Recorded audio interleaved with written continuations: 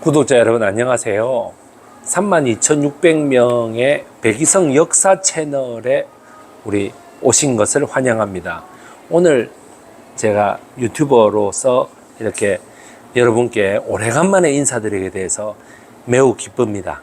그동안에 그 백이성 역사 독립군 채널이라는 15만 2천명의 이 채널에만 제가 신경을 쓰고, 또 백이성 역사 채널이 또 32,600명의 이 백이성 역사 강사로서의 역할을 중요시하는 구독자분들도 물론 계신다는 걸 제가 알고 있습니다. 따라서 그 떠있는 장희빈과 인현왕후의 이런 그게 되게 길잖아요.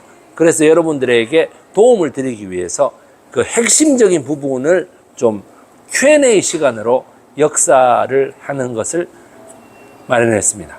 따라서 제가 지금부터 시작하도록 하겠습니다.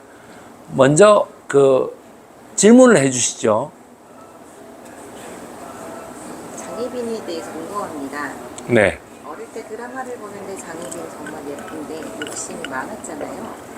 장희빈은 정말 그렇게 예뻤나요? 예, 장희빈이 예쁘고 이런 거에 대해서 굉장히 많이 물어보십니다. 왜냐하면 장희빈이 예쁘다는 것은 조선왕조 실록에 나옵니다.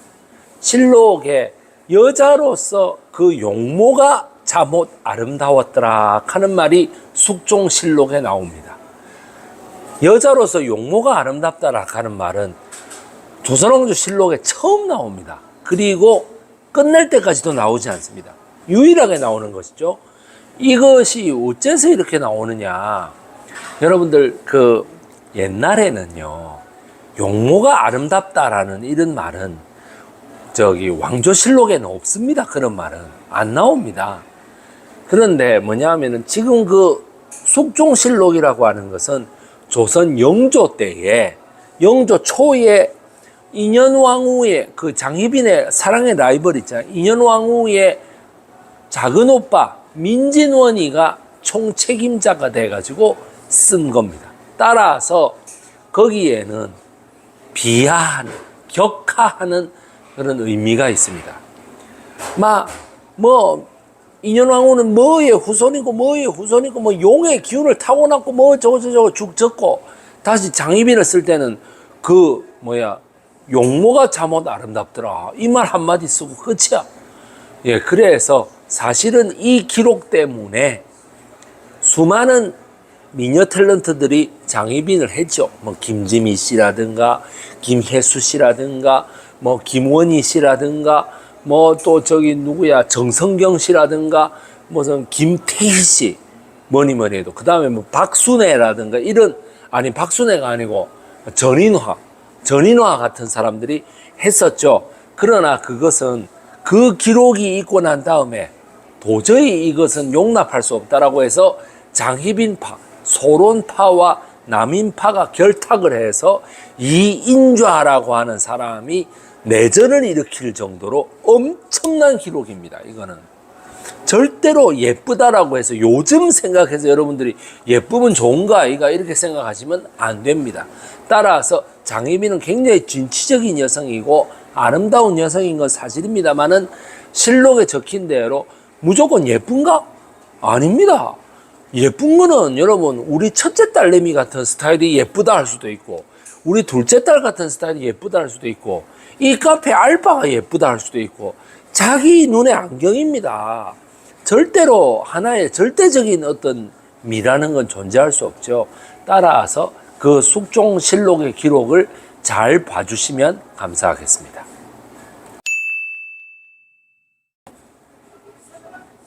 두 번째 질문 드릴게요. 그때의 왕은 후궁이 몇 명이나 있었나요? 후궁이 몇 명이나 있었느냐. 자, 당시에 여러분들 그 왕이라고 하면은 여러분들이 연산군을 생각하셔서 무조건 그냥 오늘 누구 데려와 이러면 뭐가 되는 줄 알죠. 안 그렇습니다. 자, 숙종임금은요 13살 14살 때 왕위에 올랐어요. 그랬는데 수렴청정을 하지 않고 바로 어떤 왕의 직분을 수행했습니다. 따라서 왕비를 일찍 드렸죠. 그 왕비를 인경왕후라는 사람을 들여가지고 어떻게 돼? 장가를 잘 갔습니까? 아닙니다. 전혀 사랑이 없는 결혼을 했거든요. 그래서 뭐냐 하면은 장옥정, 희빈장씨, 자기보다 4살 많은 희빈장씨를 사귄 거죠. 자, 그렇게 해서 아들과 딸을 낳았는데 그 왕비로서 아들과 딸을 생산하지 못하고 인효왕후가 죽었다 이거는. 그러면 인현왕후가 다시 들어왔죠. 인현왕후에게는 자식을 생산할 그게 있었습니까? 없었죠. 바로 뭐냐 하면은 그때의 숙빈 최씨라고 하는 사람이 들어왔죠. 바로 연인군 영조의 엄마입니다.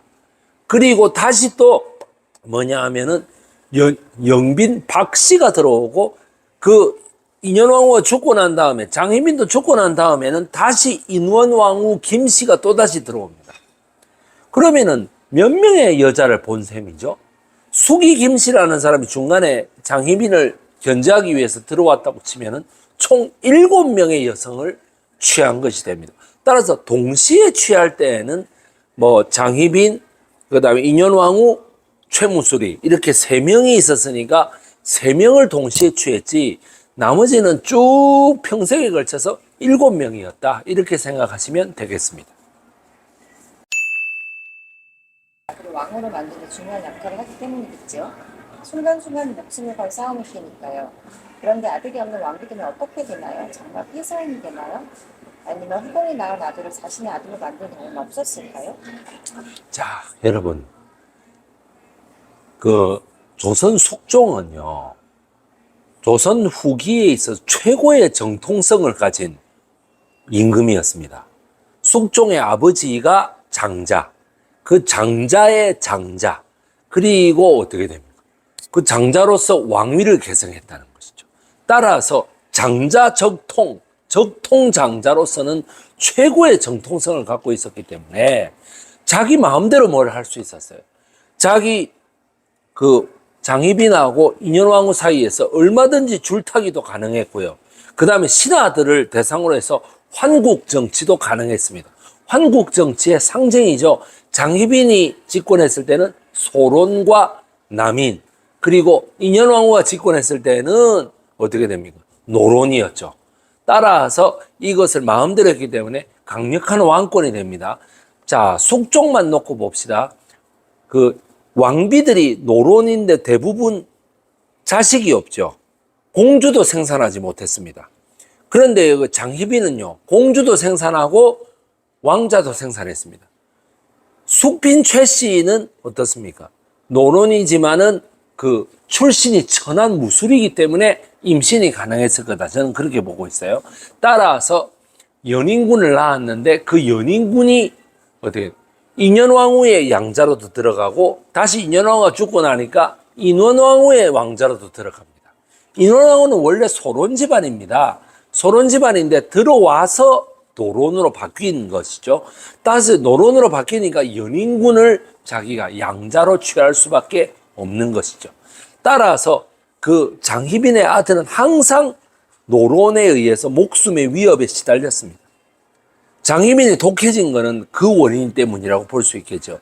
자기를 편드는 그 소론 세력들이 아무래도 소수니까요.